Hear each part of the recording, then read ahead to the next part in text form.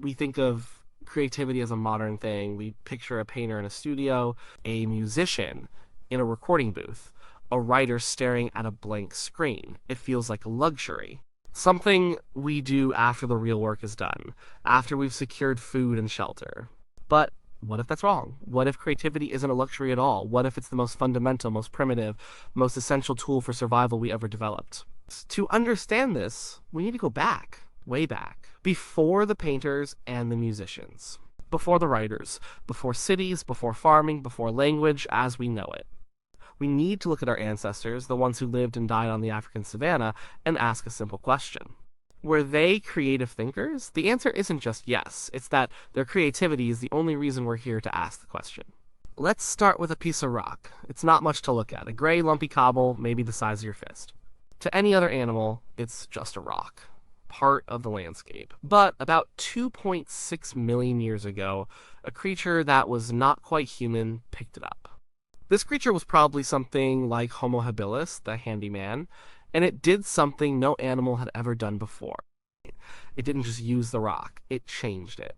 On purpose. Holding the cobble in one hand, it took another rock and struck it. A sharp flake of stone broke off. That flake had an edge sharper than a lion's tooth. An edge that could slice through an animal's hide to get to the meat and marrow inside. This was not an accident. This was the birth of technology, and technology is the physical product of a creative thought. Think about the mental steps involved. First, you have to see the potential in the rock. You have to understand that inside this lumpy, useless object is a sharp, useful tool. That requires imagination. You're seeing something that doesn't exist yet. Second, you need a plan. You have to know how to strike the rock, at what angle, with what force. This is procedural thinking. It's a recipe. Third, you have to execute that plan. You need the motor skills, the hand-eye coordination to make it happen. And the result? That simple stone flake, the old Darwin chopper, changed everything. It opened up a new world of food. Our ancestors were small and slow. They weren't apex predators. They were scavengers. But with a sharp stone, they could get to the leftovers from a lion's kill. They could butcher a carcass quickly, get the high-calorie meat and fat, and get out before other predators showed up. It was a massive advantage. Was the first hominin who did this a creative genius? In our sense of the word, maybe not, but in the context of survival, it was a creative leap as profound as the invention of the microchip. It was a new solution to an old problem, how to get more energy, and it worked. The brains of our ancestors started to grow. More energy from meat meant more fuel for that expensive organ inside our skulls. But the story doesn't stop there. For about 1 million years, this basic tool was the best we could do. Then around 1.7 million years ago, a new character enters the stage, Homo erectus. And with them comes a new tool. A much more sophisticated tool. We call it the Acheulean hand axe. If the old Darwin chopper was a rough draft, the hand axe was a finished piece. It was a teardrop-shaped stone, worked on both sides, symmetrical. It was beautiful. Holding one, you can feel it, it fits perfectly in your palm, it has heft, balance. It was an all-purpose tool. It could be used for butchering, for digging, for stripping bark, for defense. It was the Swiss Army knife of the Pleistocene. But here's the fascinating part. Many of these hand axes are too big to be practical. Some are made from beautiful, exotic stone, carried long distances. And they are often found in huge caches, with hundreds of them piled together, many seemingly unused. Why? What was going on? This is where we have to think about creativity beyond simple function. Making a hand axe was hard. It took dozens, maybe hundreds, of precise strikes. You had to have a clear mental template of the final shape in your mind before you even began. You had to be able to look at a raw block of flint and see the axe inside it, much like Michelangelo said he saw the statue inside the marble. This required intense focus, planning, and skill. And that skill took a long time to learn. So some scientists think the hand axe wasn't just a tool. It might have been a signal. A way of showing off. A male Homo erectus who could make a perfect, symmetrical, beautiful hand axe was advertising something about himself. He was saying, look at me, I have good genes. I have a good brain that can plan and execute. I have fine motor control. I'm patient. I'm a good provider. It might have been a way to attract a mate. A creative act designed to impress. The world's first piece of status symbol art. Whether this sexy hand axe theory is true or not, it points to a shift. Our ancestors were starting to think about more than just what works.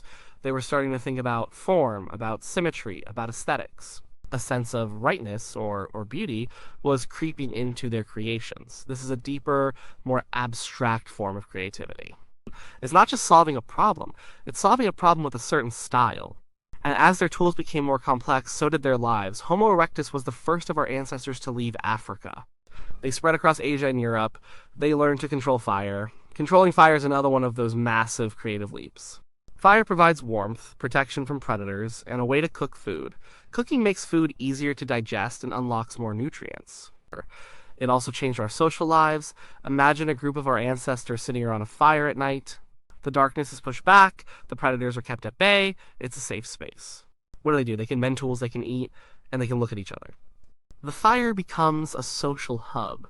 This is where cooperation is forged, where bonds are strengthened, and perhaps where the first stories were told. We don't know when language began. It doesn't fossilize, but the kind of cooperation needed for a big game hunt, or the kind of teaching required to make a complex tool, suggests some form of communication was developing. And language is perhaps the ultimate creative act. You take a set of meaningless sounds, grunts, clicks, hisses, and you assign them specific abstract meanings. Lion, water, over there, danger. This is pure creation. There is no inherent connection between the sound rock and the object itself. We, as a group, just decided to make that connection. We built a shared world of symbols. This allowed us to communicate about things that weren't right in front of us. We could talk about the past. Yesterday, we saw a herd of bison by the river. We could plan for the future. Tomorrow, let's go there and hunt them. This ability to mentally time travel, to imagine different scenarios, is the very essence of creative thought. Let's fast forward a bit to our closest extinct relatives, the Neanderthals. For a long time, we pictured them as brutish, stupid cavemen. That picture is completely wrong. Neanderthals were incredibly successful. They survived in Ice Age Europe for hundreds of thousands of years. Their brains were as large as ours, or even slightly larger, and they were creative. They made sophisticated tools, a style we call Mousterian. They were skilled hunters, capable of taking down woolly mammoths and rhinos. This would have required immense planning and teamwork, but their creativity went beyond just survival. We have evidence that Neanderthals buried their dead. At sites like Shanidar Cave in Iraq, a Neanderthal was laid to rest in a shallow grave, and pollen analysis suggests he may have been buried with flowers. Now, this is debated. The pollen could have been brought in by rodents, but at other sites, bodies are found carefully arranged in a flexed position. Why do this? An animal dies, and it rots where it falls. Burying a companion serves no practical purpose for your own survival. It's a symbolic act. It suggests a concept of an afterlife, or at least a deep sense of loss and respect. It shows they were thinking about something beyond the here and now. They were creating a ritual. We've also found eagle talons from Neanderthal sites that have been cut and pierced, likely to be worn as pendants. They collected shells and used pigments like red ochre and black manganese. We don't know exactly what they used them for. Maybe they painted their bodies for rituals. Maybe they decorated their living spaces, but it's clear they were engaging with the world on a symbolic level. They were making things that weren't just tools. They were making things that had meaning. They were making art. This was their form of creativity. It was subtle, maybe not as explosive as what was to come. But it was there. They were creatures with complex minds, emotions, and a dawning sense of a world beyond the physical.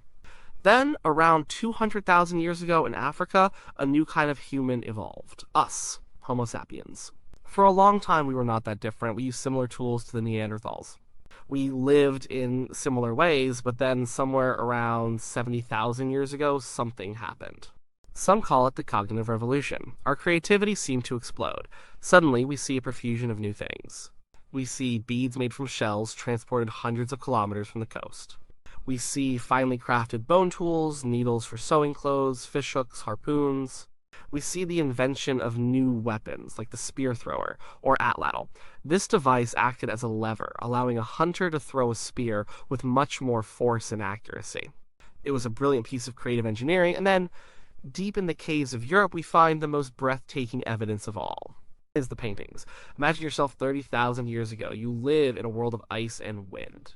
Your life is hard, dangerous, and short. You follow the herds of bison and horses.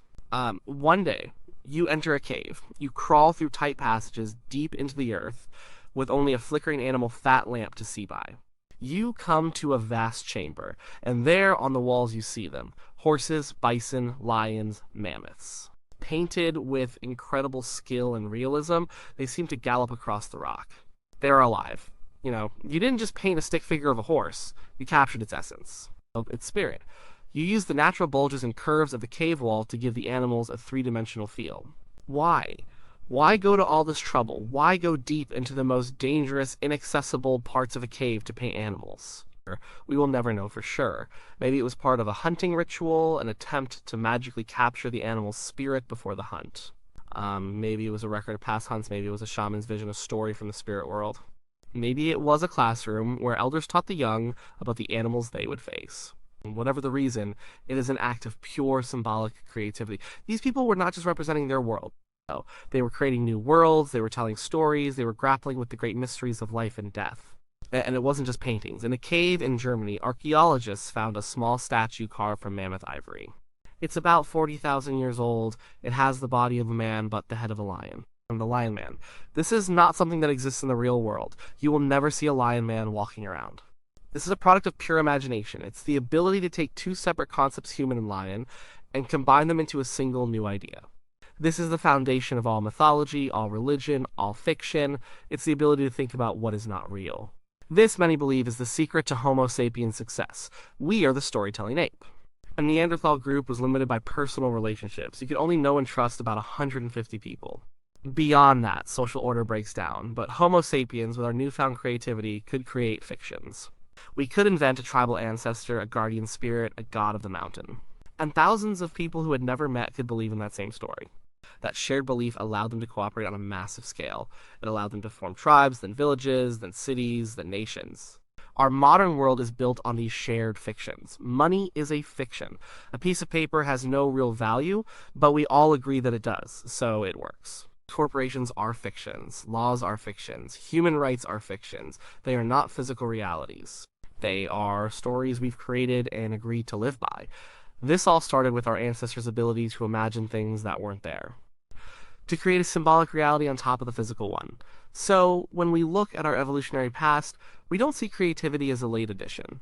We see it as the driving force. It began with the simple, practical creativity of making a better tool to get more food.